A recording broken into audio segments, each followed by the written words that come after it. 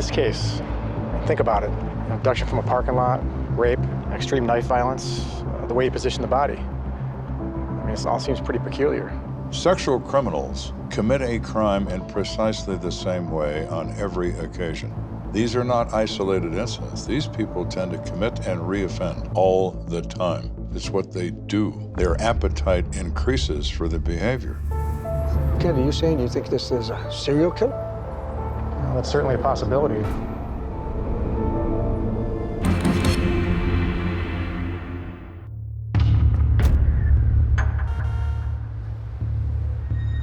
It's getting late, and the Uinta Gardens shopping center is looking like a ghost town. The pharmacy is the last store to lock up.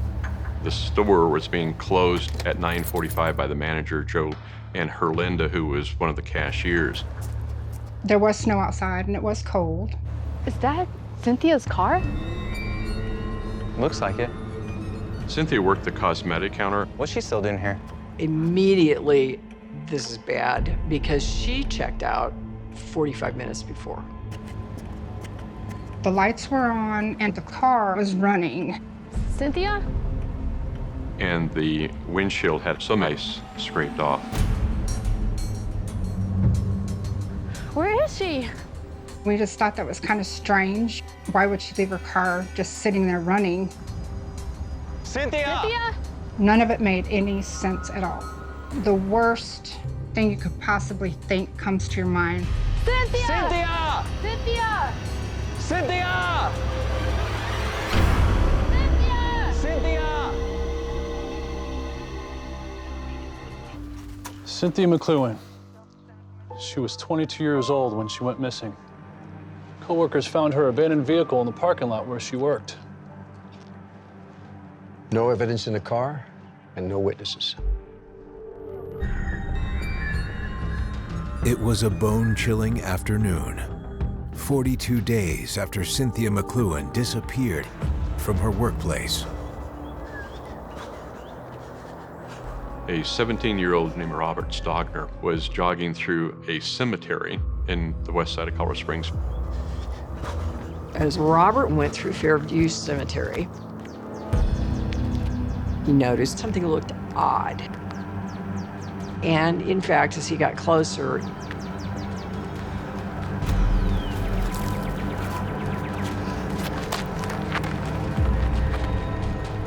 This is no longer a missing persons case. Somebody took her and killed her.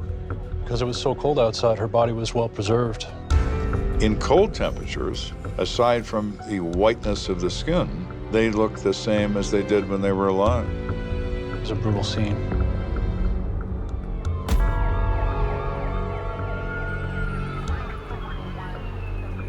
I responded to the cemetery. Cynthia's body was covered with blood. She'd been stabbed numerous times. She was completely naked except for her shoes and her socks. There are definite signs of sexual assault. Yeah, no doubt. There is rape, there is murder. How her body's just positioned up like that. Yeah, that's strange. She's kind of sitting down but bent forward, a very unnatural position. It's not one that would look comfortable. Out of all the homicides I've worked, I don't remember ever coming across a body position just this way.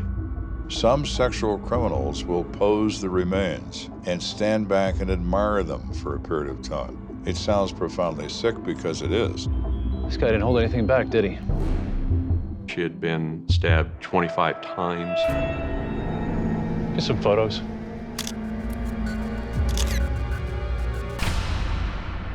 So do you know if the sexual assault happened in the cemetery, or was it just a dumping ground? Well, it's possible. We didn't see any drag marks or any kind of blood trails. This is a remote cemetery with very little foot traffic, which is precisely why Cynthia's killer brought her there. The ghost, the shadow, shows up in that parking lot. Let go! Shut up! Forcibly puts her in his car, drives to the cemetery, raped her, and immediately killed her in the same spot. And then drove off with her clothing and dumped it in this motel in the central downtown. In this case, think about it. Abduction from a parking lot, rape, extreme knife violence, the way he positioned the body. I mean, it all seems pretty peculiar. Sexual criminals commit a crime in precisely the same way on every occasion. These are not isolated incidents. These people tend to commit and reoffend all the time. It's what they do. Their appetite increases for the behavior. Kenda, you saying you think this is a serial killer? Well, that's certainly a possibility. But that would mean he's done this before, or at least in the 3 years since. Let me ask you this. Have either of you been involved in a murder like this before? Because I sure haven't. Me? What if our guy doesn't have a relationship with our victim? What if our man is a transient? He is a tourist. He's here for a time and then he's gone again. And he is elsewhere doing the same thing. We've never considered it. Which means if we're gonna catch this guy, we're gonna need to start looking at similar cases outside of Colorado. Let's go. All right, listen up. Kenda and his team expand their search to a national scale. So we've put together a broadcast to all law enforcement agencies in the U.S. describing our crime and asking for similar offenses or similar MOs by perpetrators in their jurisdiction, from huge departments to tiny ones. The national broadcast is out for a while and we're not getting much results. Hey, Kenda, I think I've got something here. But all of a sudden we do. It's from Florida. Lou Smith found a correspondence from a homicide detective in St. Petersburg, Florida, mentioning a James Lamar Rhodes. The guy's 26 years old. It says here he's raped and attempted murder of 4 different girls with a knife. He's also suspected of 2 full-blown murders. Sound familiar? Rhodes had abducted 4 young girls in 45 days. One of them sounded remarkably similar to Cynthia's. In June of 1984, a 17-year-old girl who worked at an ice cream shop went outside end of her shift. Hey, you want to go for a jog? And a man approached her. Come on. What are you doing? Let me go! I wouldn't say a word if I were you. The man then took her to a secluded place by some railroad tracks and proceeded to rape her and stab her repeatedly. James Rhodes left her for dead. But she did not die.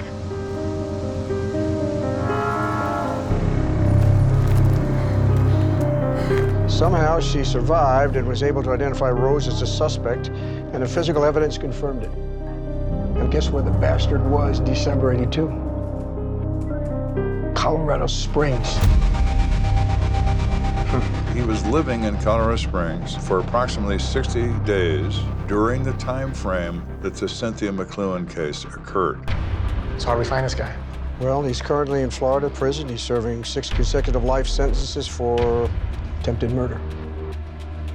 Looks like we need to go to Florida. When somebody gives you a series of facts that are so good, that fit perfectly with what you're doing, you can feel it. This is him. There is no doubt in anyone's mind that James Lamar Rhodes is our target. We need to go to Florida and have him tell us that. While Smith is en route to Florida, Kenda's team is preparing background info to pass on to him. The following day,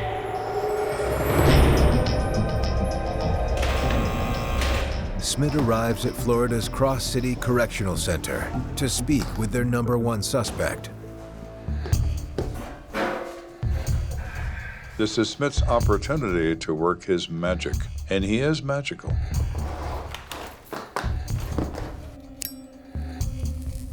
Mr. Rhodes, I'd like to thank you for having this meeting with me.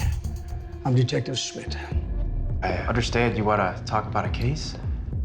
Well, actually, James, I really want to talk about you. You see, James, I'm curious as to how you ended up in Colorado a few years back. No particular reason. I struggled to find work in Texas, so I always loved the mountains. I headed over to Colorado Springs and found a job as a roofer. I did a little carpentry myself. Yeah? Yeah, I was not an expert, but I did some stuff around the house. Made me feel like a man, like I was really in control. You know what I mean? Yeah, I know what you mean. Schmidt knew how to establish rapport with Rhodes. In a very short period of time, they were chatting as if they were lifelong friends. James, you probably saw a lot of different places when you were a kid, right? Well, I bet that was hard, having to always be responsible for yourself. You wouldn't know the half of it. What do you mean? You wouldn't believe some of the things I've done in the places I've been. Hell, I'd write a book about it if they wouldn't throw me in the electric chair. All serial killers are narcissists. They like attention. And I think if it were possible, every psychopathic killer would probably write a book, because they would then have a chance to brag about what they did. And what would you write about during your stay up there in Colorado? Look, I'd tell you, but I don't want them to fry me. What if I told you that they won't? The DA says he'll take the death penalty off the table. All right, I'll tell you what happened. No. I want you to show me. Smith says, we're going to transport you back to Colorado, and I want you to walk me through this. I want you to show me what you did. All right. What the hell? Not 24 hours later, Kenda picks up Schmidt and Rhodes at the airport, and they set out on their guided tour of murder. When James Rhodes came back to Colorado, he wanted to show off. He was going to get one more thrill out of it and show how well he did what he did. It was right here.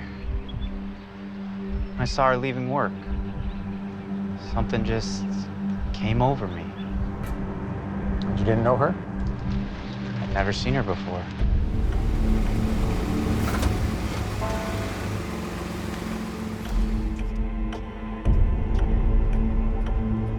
She was scraping her windows on her car. Hey. And he walked up behind her. Can I help you? Oh, no, I got it, thanks. Come on, let me help you. No, it's fine. Wait! Get in the car! Shut up! Come back here! Come back here! He said he threw her in his car. Get in the car! Shut up! Come back here! Come back here! Now, Cynthia McLuhan weighed 107 pounds. He could easily take physical control of her.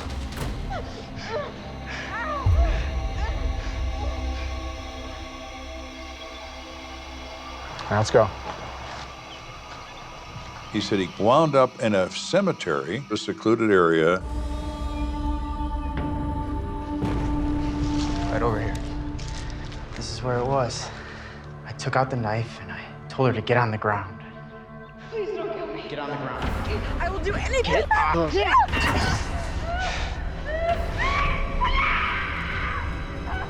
He disrobed her. Get off me. He raped her.